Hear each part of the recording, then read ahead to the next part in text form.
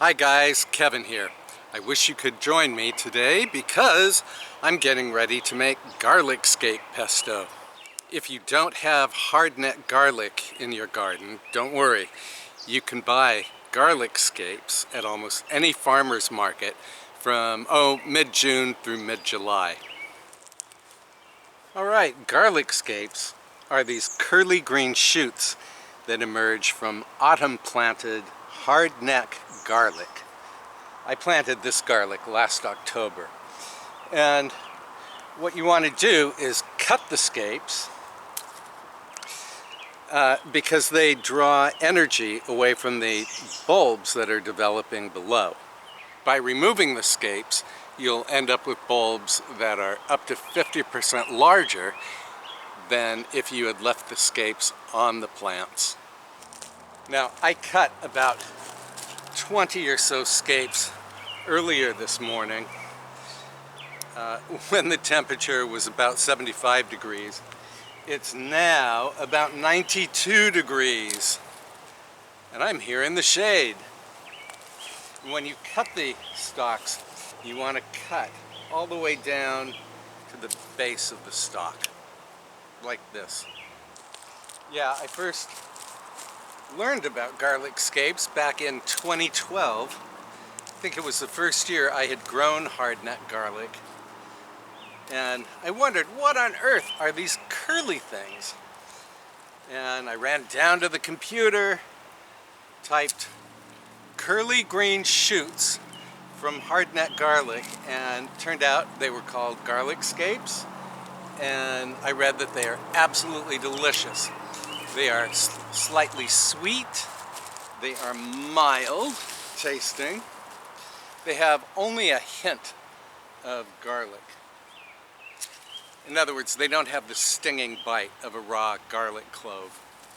Anyway, they are just delicious, and they are oh so perfect for pesto.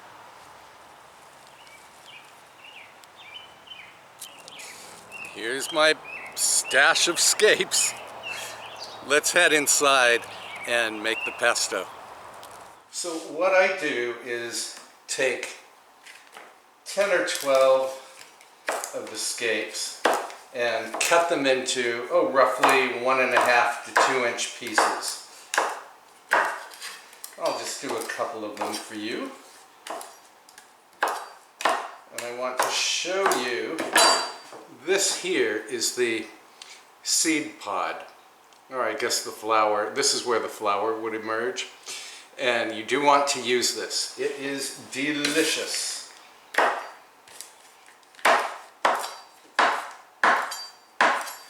And then, as you work, just dump the scape pieces into the work bowl of a food processor. And let me show you another, an important point. If you've let your scapes grow for too long, if they're too mature, you'll find that the end can be very tough. So just find where it softens up, like right here, and then remove the tough part and chuck it. And continue chopping. Okay, here are my chopped up scapes. And now add, well, there are no exact measurements for this recipe, as with any pesto. So I'm going to add a 1/2 cup of slivered almonds. Actually, forget that. I'm going to add a full cup of slivered almonds. Why not? And then add, 1/4 to a 1/2 cup of Parmesan cheese.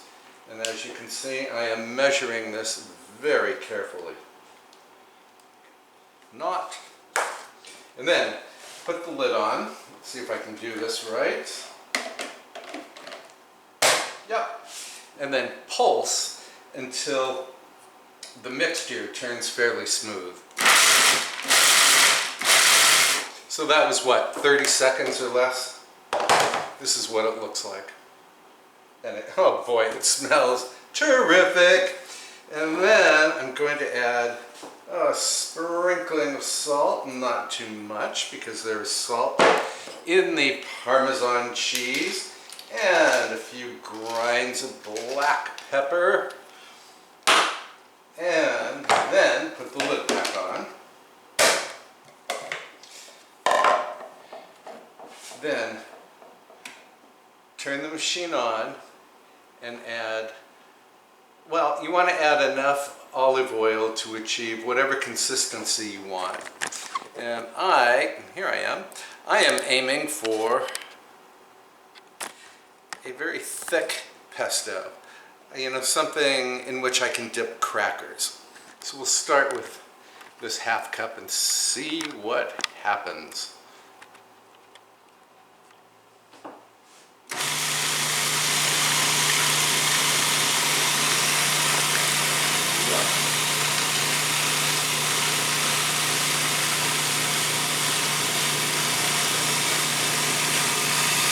Oh yeah.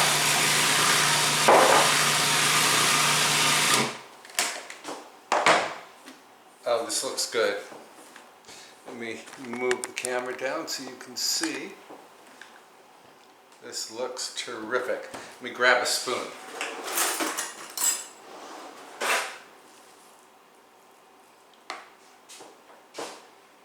Nice and thick. Of course, I have to have a little taste. Oh yeah, it's just right. But I'm going to process it, for another 15 seconds or so. And I think I'm going to add, as I said, there are no exact measurements. I'm going to add just a tiny amount of extra olive oil. That was about a tablespoon. And let me get a fresh spoon so you don't think that I'm an unsanitary slob. A little taste.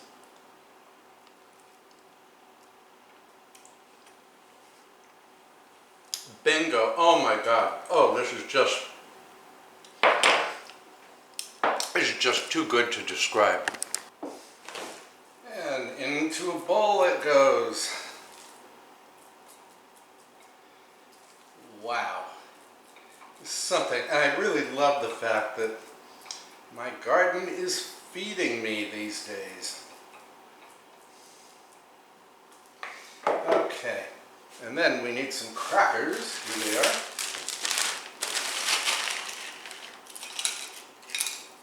This makes a terrific snack or a cocktail party appetizer. Just delicious anytime.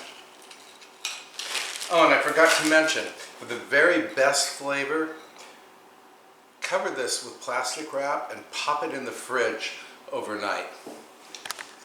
The flavor will mellow out dramatically. Of course, before you bring this to your cocktail guests, are we allowed to have cocktail guests yet? I'm not sure. Anyway, put a cracker in the center of the dip. I'm going to spoon it on, again for the sake of proper etiquette.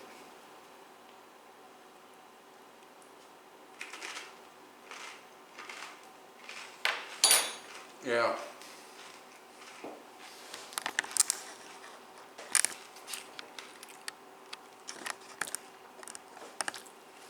I have to tell you, this is a very bold statement. You have not lived until you've tasted garlic scape pesto.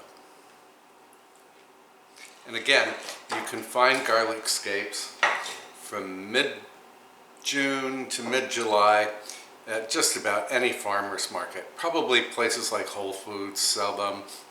And in New York City, Fairway should have them.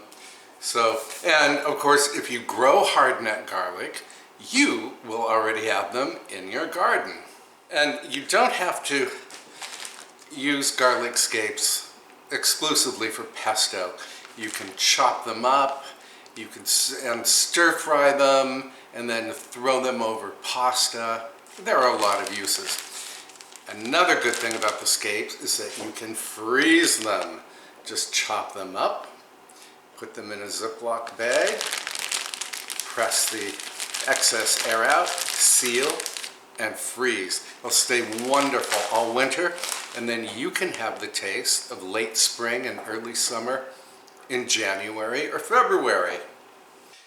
Now back to this pesto. If you think it tastes delicious on a cracker, just wait until you've tried it on hamburgers, pasta, chicken, or fish.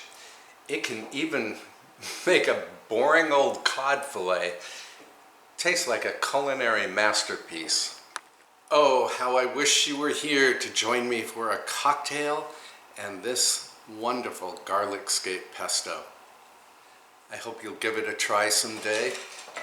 And please like this video, and please subscribe and tap the little bell icon to receive notifications.